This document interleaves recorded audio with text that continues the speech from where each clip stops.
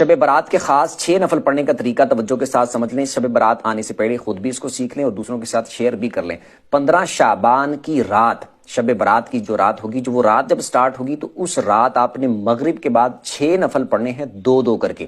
پہلے 2 میں آپ نے نیت کرنی ہے کہ اے اللہ ان 2 نفلوں کی برکت سے مجھے درازی عمر بالخیر عطا فرما۔ اللہ اکبر کہہ کے نماز سٹارٹ کرنی ہے۔ سبحانک اللہ پڑھیں پہلی رکعت میں، پھر الحمدللہ، پھر اس کے بعد قل هو اللہ پڑھ لیں 3 بار، رکوع سجدے کر کے 1 رکعت، اس کے بعد دوسری رکعت میں آپ الحمدللہ پڑھیں، اس کے بعد پھر 3 بار قل هو اللہ پڑھ لیں، رکوع سجدے کر کے اتحیات پہ بیٹھ جائیں، اتحیات پڑھ کے درود پڑھ کے دعا پڑھ کے سلام پھر کے 2 نفل پورے کریں، اور اس کے بعد پھر آپ نے 21 بار قل هو اللہ پڑھنی ہے، یا پھر 1 دفعہ سورہ یاسین پڑھ لیں۔ اس کے بعد پھر آپ نے 2 رکعتوں کے لیے کھڑے ہونا ہے، اس میں آپ نے نیت یہ کرنی ہے کہ اے اللہ ان 2 نفلوں کی برکت سے میری بلاؤں سے حفاظت فرما۔